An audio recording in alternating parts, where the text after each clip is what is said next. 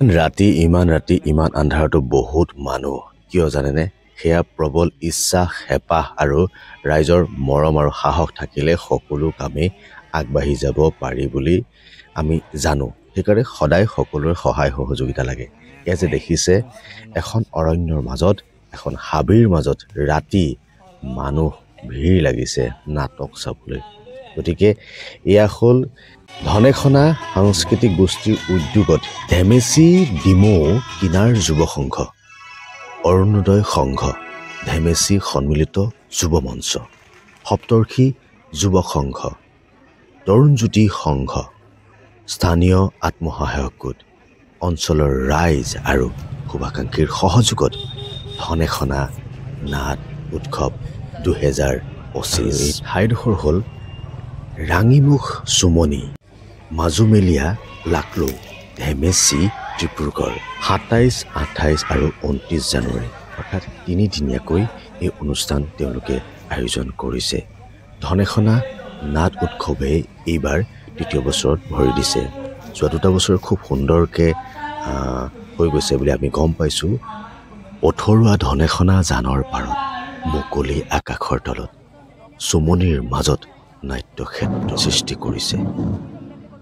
ডিব্ৰুগড় জিলাৰ মৰাণ খোৱাঙৰ সমীপৱৰ্তী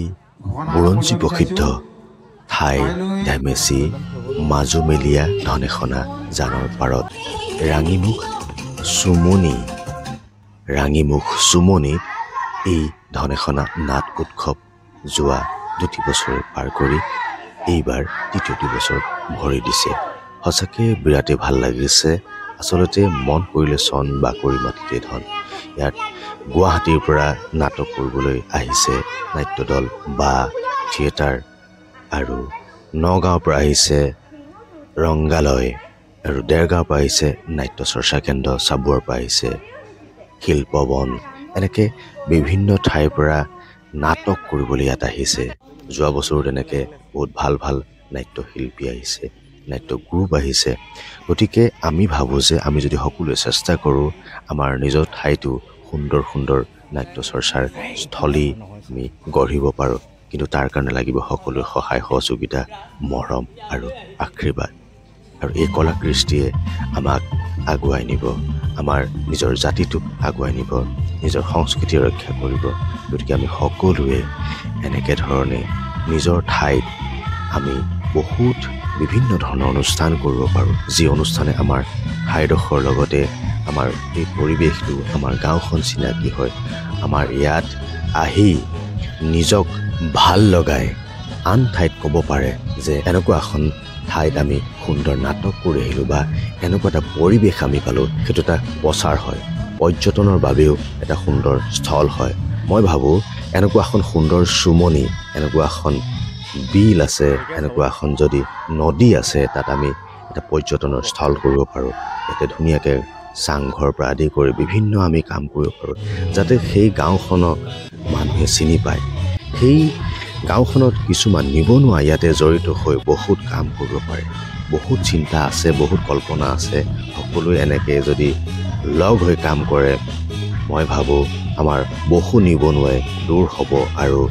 এটা সুন্দৰ এটা পৰিৱেশ হ'ব তাৰ লগতে অসমৰ নহয় ভাৰতৰ নহয় পৃথিৱীৰ বহু মানুহে আমাৰ এই অসমত আমাৰ কৃষ্টি সংস্কৃতি চাব পাৰিব আহিব পাৰিব গতিকে খুব ভালকৈ যদি সকলোৱে চিন্তা কৰে সকলোৱে যদি সহযোগ কৰে সকলোৱে যদি মৰম কৰে তেতিয়াহ'লে আমাৰ অসমখন সঁচাকৈ বহুত আগুৱাই যাব নমস্কাৰ মই মনোজ গগৈ এটা নতুন ভিডিঅ'লৈ স্বাগতম জনালোঁ আৰু মোকো এই অনুষ্ঠানলৈ আমন্ত্ৰণ জনালে অৰ্থাৎ মই ঘৰত আছোঁ বুলি গম পাই তেওঁলোকে আমাৰ ঘৰত আহি মোক আমন্ত্ৰণ জনাই গ'ল আৰু মই সেইকাৰণে নাটক চাবলৈ গ'লোঁ মোক বহুত মৰম কৰিলে বহুত মৰম চেনেহ কৰিছে সকলোকে ধনেখনা নাট উৎসৱৰ সকলোকে আৰু গাঁওবাসী যিমান দল সংগঠন আছে যিমান সকলে এই অনুষ্ঠানত সহায় সহযোগিতা কৰিছে সকলোকে অশেষ ধন্যবাদ সকলোৰে মাজত মোক চিনাকি কৰি দিলে আৰু এনেধৰণেই এই ধনেখনা নাট উৎসৱ আৰু ডাঙৰ হওক আৰু আপোনালোকে যদি চোৱা নাই এই ধনেখনা নাট উৎসৱ চাব পাৰিব গতিকে ঠিকনা ক'লৈ আহিব সকলোৱে সহায় কৰিব আৰু বহুত বেছি দীঘলীয়া নকৰোঁ অকণমান নাট্য অনুষ্ঠান আপোনালোকে চাওক আৰু তাৰপিছতে এই ভিডিঅ'টো আমি সমাপ্ত কৰোঁ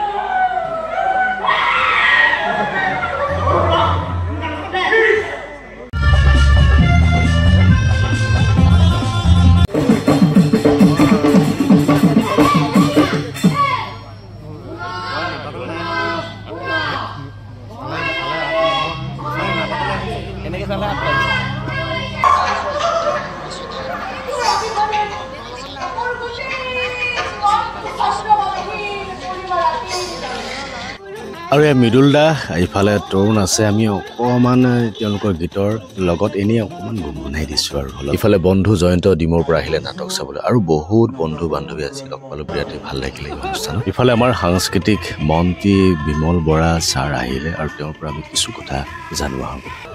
মানে সকলো কাব্যৰ ভিতৰত নাটকেই শ্ৰেষ্ঠ